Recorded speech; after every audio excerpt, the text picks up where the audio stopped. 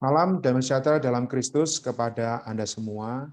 Mari kita melanjutkan pemberitaan mengenai kehidupan orang Kristen, kehidupan gereja bagi perampungan zaman ini dan bagi kedatangan Tuhan kembali. Dan kita memasuki berita yang keenam dengan topik memasuki makna intrinsik realitas tubuh Kristus, puncak tertinggi dalam ekonomi Allah dan wahyu puncak dari Alkitab. Berita ini melanjutkan berita yang lalu mengenai doa zaman, yaitu satu doa yang dipersembahkan oleh gereja sebagai tubuh Kristus. Maka di dalam berita ke-6 ini, kita lebih menekankan bagaimana kita memasuki makna intrinsik, makna yang mendasar, yang murni mengenai realitas tubuh Kristus sebagai puncak tertinggi dalam ekonomi Allah. Ini menunjukkan ekonomi Allah adalah Allah ingin menyalurkan dirinya adalah untuk mendapatkan tubuh Kristus. Dan wahyu puncak dari Alkitab. Mari kita lihat di dalam Efesus pasal 1 ayat 17 dan ayat 22 sampai 23. Dan meminta kepada Allah Tuhan kita Yesus Kristus, yaitu Bapa yang mulia itu, supaya ia memberikan kepadamu roh hikmat dan wahyu untuk mengenal Dia dengan benar. Dan segala sesuatu telah diletakkannya di bawah kaki Kristus, dan Dia telah diberikannya kepada jemaat sebagai kepala dari segala yang ada. Jemaat yang adalah tubuhnya, yaitu kepenuhan Dia yang memenuhi semua dan segala sesuatu. Ini adalah tulisan dari Rasul Paulus di dalam Efesus pasal 1 ayat 17. Ada satu doa, yaitu meminta kepada Allah untuk memberikan roh hikmat dan wahyu kepada kita. Supaya kita dapat mengenal Kristus di dalam pengenalan yang benar. Pengenalan yang benar ini adalah melalui roh hikmat dan wahyu. Berarti kita mengenal Kristus bukan berdasarkan pikiran alamiah kita. Dan hari ini Kristus telah diberikan kepada gereja sebagai kepala dan gereja sebagai tubuhnya, sebagai kepenuhannya. Maka di sini kita melihat, kita memerlukan wahyu untuk mengenal realitas tubuh Kristus. Saudara-saudari, Anda dan saya memerlukan wahyu untuk mengenal realitas tubuh Kristus. Dan memasuki alam dan makna intrinsik realitas tubuh Kristus sebagai hasrat hati Allah dan tujuan akhirnya. Di dalam Amsal pasal 29 ayat 18, ini dikatakan tanpa wahyu maka rakyat akan menjadi liar. Ini menunjukkan betapa pentingnya wahyu sehingga pengenalan kita menjadi benar. Dan di dalam Roma pasal 12 ayat 1, ini adalah satu dorongan dari Rasul supaya kita mempersembahkan tubuh kita sebagai persembahan yang hidup. Ini adalah supaya kita memasuki alam dan makna intrinsik dari realitas tubuh Kristus.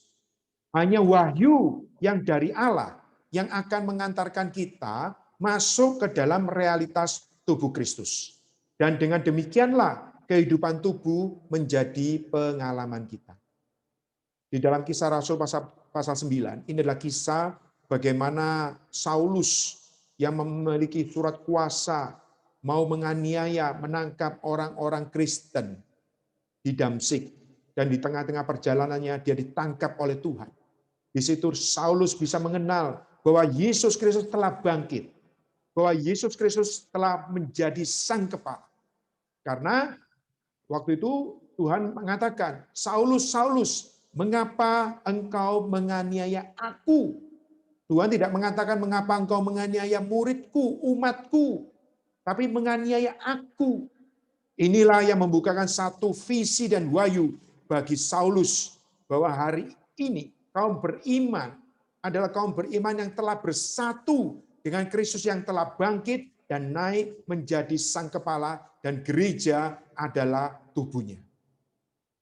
Sehingga di dalam pasal 26 ayat 19 khususnya, di depan Raja Agripa, Rasul Paulus menegaskan terhadap visi yang di sorga itu tidak pernah dia tidak taat. Dan dia tulis di semua surat kirimannya, itu visi yang terbesar yang dia terima, bahwa gereja adalah tubuh Kristus. Rahasia melihat visi sorgawi akan tujuan akhir Allah adalah kerelaan kita untuk membayar harga untuk itu. Saudara-saudari, untuk bisa melihat realitas tubuh Kristus, kita harus membayar harga. Di dalam Matius pasal 5 ayat 3, kita perlu miskin di dalam roh, mau menuang diri kita. Sehingga diri kita yang mau dikosongkan, kita akan diisi dengan Kristus Sang Hayat. Dan di dalamnya ada wahyu, ada visi sorgawi mengenai tujuan akhir Allah, yaitu ingin mendapatkan tubuh Kristus. Di dalam Wahyu pasal 3 ayat 18, ini adalah teguran kepada gereja di Laodikia, supaya untuk menjadi pemenang, mereka perlu membeli emas yang telah dimurnikan. Ini mengacu pada hayat Allah. Mereka juga perlu membeli pakaian putih. Ini menunjuk pada Kristus yang subjektif. Mereka perlu juga membeli minyak untuk mengoleskan mata mereka, sehingga melihat ekonomi Allah. Ini adalah kita membayar harga, supaya seumur hidup kita betul-betul memasuki realitas tubuh Kristus. Mari kita melihat di dalam Wahyu pasal 14 ayat 1. Dan aku melihat sesungguhnya anak domba berdiri di Bukit Sion dan bersama-sama dengan dia 144.000 orang. Dan di dahi mereka tertulis namanya dan nama Bapanya. Ini adalah sekelompok para pemenang. Mereka ada di dalam tubuh Kristus, dan mereka juga yang merampungkan tubuh Kristus ini, yang akhirnya di dalam Wahyu pasal 21, itulah Yerusalem baru. Dan di dalam Wahyu pasal 14 ayat 4-5, mereka adalah orang-orang yang tidak mencemarkan dirinya dengan perempuan-perempuan. Ini menunjukkan kemurnian mereka, menjaga mereka bersih, terhindar dari pencemaran dunia. Mereka murni sama seperti perawan. Mereka adalah orang-orang yang mengikuti anak domba itu kemana saja ia pergi. Ini menunjukkan ketundukan, ketaatan mereka, kesatuan mereka dengan Kristus. Mereka ditebus dari antara manusia sebagai kurban-kurban sulung bagi Allah dan bagi anak domba itu. Ini menunjukkan mereka betul-betul menjadi penghidupan yang mempersembahkan diri kepada Allah sebagai kurban sulung. Dan di dalam mulut mereka tidak terdapat dusta. Mereka tidak bercelah. Menunjukkan mereka telah disusun dengan firman kebenaran menjadi kesaksian mereka. Dan di dalam Wahyu pasal 21 ayat 2, dan aku melihat kota yang kudus, Yerusalem yang baru, turun dari surga, dari Allah, yang berhias bagaikan pengantin perempuan yang berdandan untuk suaminya. Yerusalem baru ini bukan kota fisik. Ini merupakan satu perbauran dari Allah yang telah melalui proses dan juga manusia yang telah melalui proses. Allah yang melalui proses adalah inkarnasi, kehidupan insani, mati dan bangkit, dimuliakan dan menjadi roh pemberi hayat. Dengan kaum beriman yang telah dilahirkan kembali, yang telah diubah, dibangunkan, diserupakan, dan dimuliakan. Menjadi satu perbauran yang sempurna. Itulah Yerusalem baru bagaikan pengantin perempuan. Saudara-saudari, Anda dan saya hari ini dalam hidup gereja sedang didandani, sedang berdandan oleh firman Tuhan. Sehingga Anda dan saya semakin diserupakan untuk layak bersanding dengan Kristus mempelai lagi kita. Para pemenang yang dilambangkan oleh Sion adalah realitas tubuh Kristus dan merampungkan pembangunan tubuh di dalam gereja-gereja lokal untuk mendatangkan kota kudus yang rampung dalam Yerusalem baru. Jadi para pemenang ini, mereka bukan di luar tubuh, melainkan ada di dalam realitas tubuh Kristus. Dan para pemenang yang dilambangkan oleh Sion adalah puncak tinggi, pusat, peninggian, penguatan, pengayaan, keelokan, dan realitas gereja. Jadi para pemenang yang di dalam tubuh Kristus ini, mereka yang memiliki satu inisiatif, mengambil kesempatan untuk merampungkan pembangunan tubuh. Ya, mereka yang memiliki Kristus dan menyuplaikan Kristus kepada anggota tubuh yang lain di dalam gereja-gereja lokal. Ini adalah untuk mendatangkan kota kudus Yerusalem baru. Dan merekalah menjadi Sion hari ini. Ya, di dalam perjanjian lama, kota Yerusalem itu dengan umat yang di sana, ya, lalu memiliki satu puncak, ya, yaitu disebut Bukit Sion atau Gunung Sion. Dan Gunung Sion ini merupakan satu keelokan.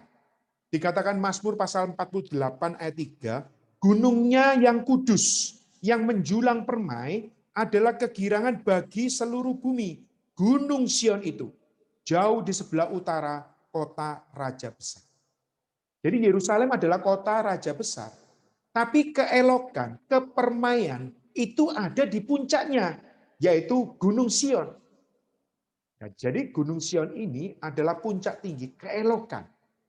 Maka sebagai perlambangan, hari ini gereja adalah seperti Yerusalem dengan semua anak-anak Allah. Tetapi keelokan dari gereja ini ditentukan oleh para pemenang. Yaitu kalau mereka yang menunaikan fungsi untuk membangun tubuh Kristus. Saudara-saudari, hari ini Allah sedang mencari 144.000 orang pemenang di tengah-tengah kemerosotan gereja. Di dalam kitab Wahyu, di latar belakangi dengan kemerosotan gereja, yang mengalami kemerosotan demi kemerosotan sampai terakhir di Laodikia mengalami suam-suam kuku. Maka diperlukanlah para pemenang, yaitu orang-orang yang berdiri di atas Gunung Sion, yang mengikuti Kristus sebagai anak domba. 144.000 ini merupakan angka yang terbatas.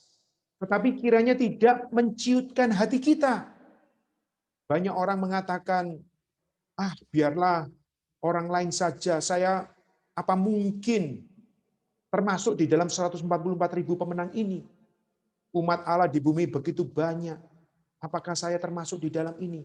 Saudara-saudari, ini adalah tipu muslihat iblis yang seringkali memberikan keraguan-raguan ke dalam kita. Supaya kita tidak mau maju, kita membiarkan orang lain saja. Tidak, saudara-saudari. Ini harus menjadi dorongan bagi kita semua. Bahwa kalau Allah sedang mencari, hendaklah kita mau datang kepada Dia. Mempersembahkan diri kita. Supaya kita masuk di dalam 144.000 orang pemenang di tengah-tengah kemerosotan gereja hari ini. Di dalam Wahyu pasal 14 ayat 1, ini adalah para pemenang yang mengikuti Tuhan. Para pemenang adalah yang mengambil kedudukan Kristus di tengah-tengah penderitaan. Jadi masa pandemi ini juga satu penderitaan. Tapi apakah ini menciutkan hati kita?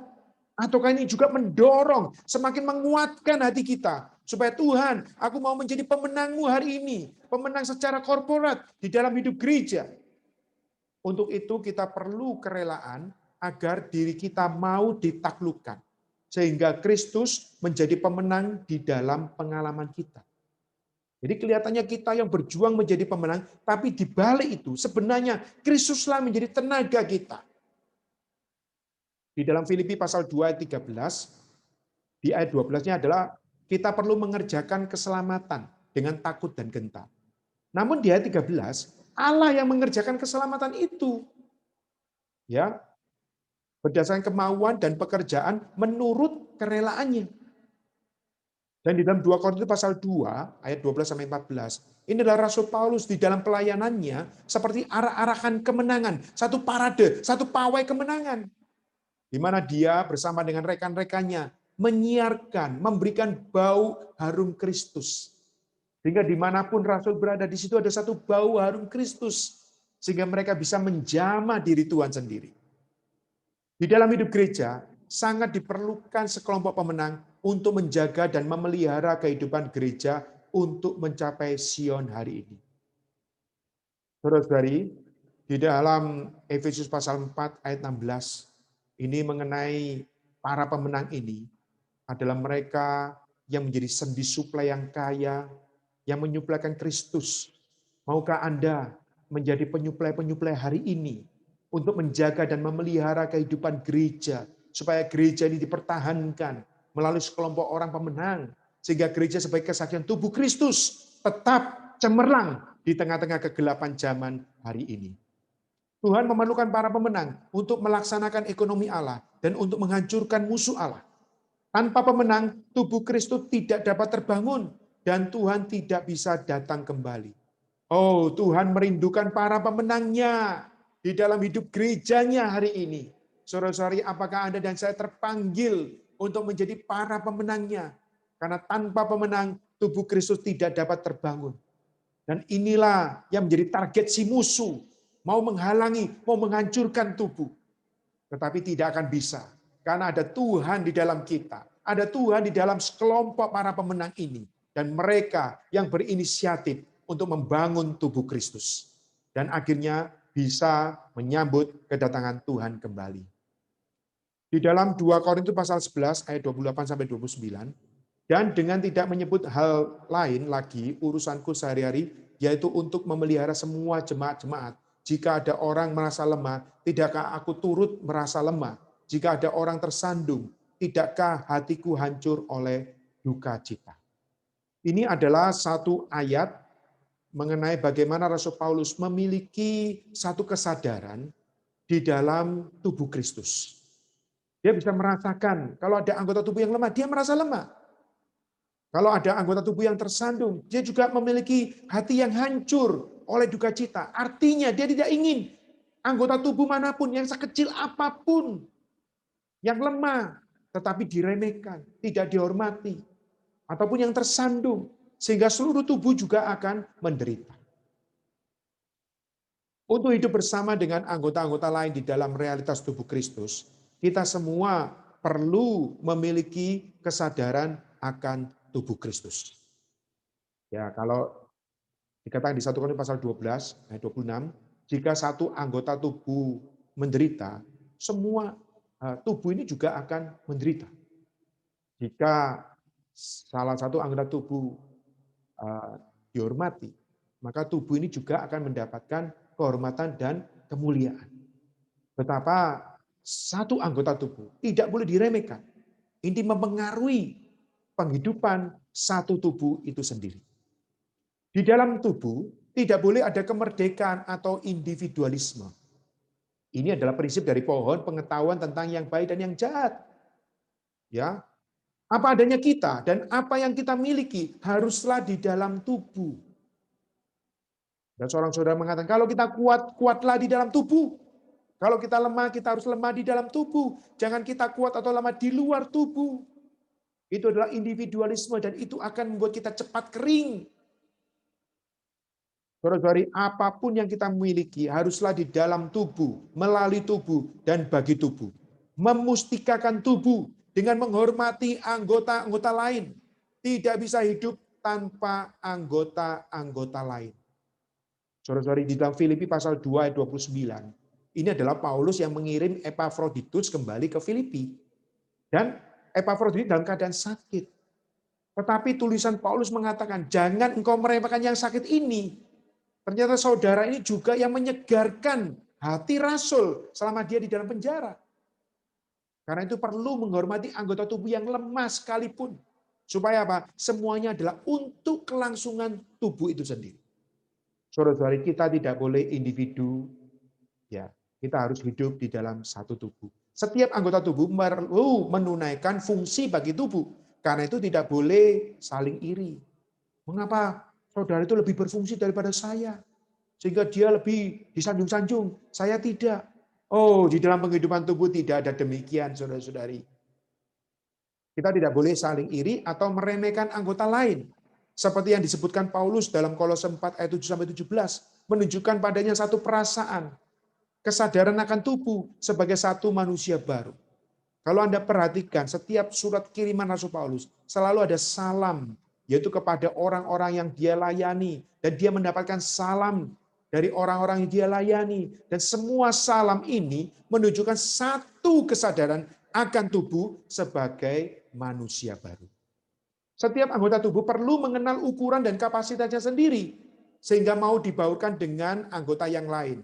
Semua kekurangan dan kelemahan anggota tubuh dapat ditunjang oleh anggota tubuh yang lain. Di dalam Roma pasal 12, setelah kita mempersembahkan tubuh kita sebagai persembahan yang hidup, itu adalah kita dibaurkan dengan anggota tubuh yang lain.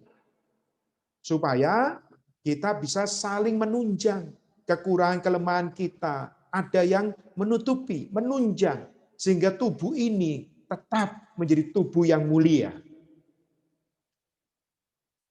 Di dalam 1 Korintus pasal 12 ayat 24, hal itu tidak dibutuhkan oleh anggota-anggota kita yang elok. Allah telah menyusun, membaurkan tubuh kita begitu rupa, sehingga kepada anggota-anggota yang tidak mulia diberikan penghormatan khusus. Ya, Bapak Ibu Saudara, saya memberikan sedikit ilustrasi. Mungkin jari kelingking kita. Banyak orang meremehkan jari kelingking. Padahal saat kita kalau, mohon maaf, telinga kita gatal, kelingkinglah yang membantu untuk bisa membuat nyaman tubuh kita. Jadi mungkin kepada anggota-anggota yang tidak mulia, yang kurang elok. Tetapi Allah sudah membaurkan kelingking ini, telah dibaurkan ke dalam satu tubuh saya ini. Sehingga betapa bergunanya kelingking ini. Saudara-saudari, kita tidak boleh meremehkan satu anggota tubuh yang lain. Bagi realitas tubuh Kristus, Allah telah membaurkan tubuh bersama. Kata membaurkan berarti disesuaikan, diselaraskan, dilembutkan, dicampurkan. Menyiratkan hilangnya perbedaan. Perbedaan status, perbedaan ekonomi, ini perlu dihilangkan di tengah-tengah penghidupan gereja. Tujuan perbauran ini adalah masuk ke dalam realitas tubuh Kristus. Kita perlu secara praktis berada dalam gereja-gereja lokal sebagai prosedur untuk dibawa masuk ke dalam realitas tubuh Kristus sebagai organismenya. Ya, perbauran di dalam tubuh Kristus bukanlah sekedar secara fisik. Perbauran ini bukan sekedar temu kangen. Saudara-saudari, jangan menganggap perbauran ini hanya pertemuan reuni di luar. Tapi perbauran ini adalah orang-orang yang perlu melewati salib. Jadi bukan kesenangan diri sendiri, bukan dikendalikan oleh ego sendiri, tetapi melewati salib, mati bersama dengan Kristus, dan bangkit bersama dengan Kristus.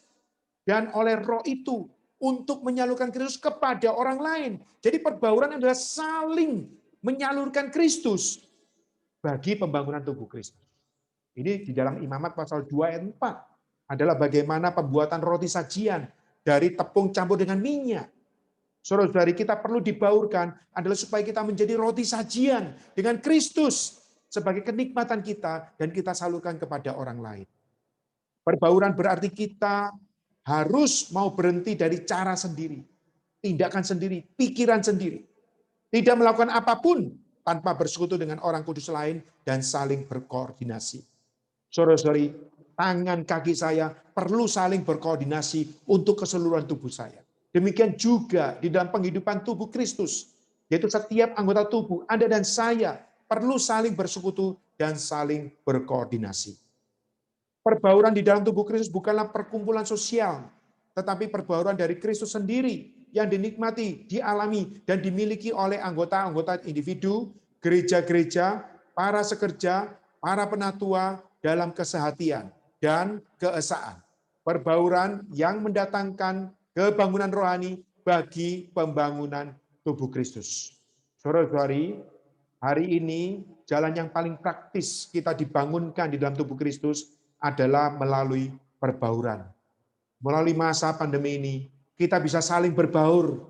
Karena sudah dengan menggunakan teknologi, kita bisa berbaur di dalam virtual.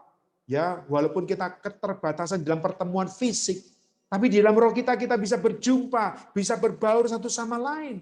Dan di dalam perbauran ini bukan sekedar temu kangen, bukan itu. Tapi dalam perbauran kita bisa saling menyalurkan Kristus.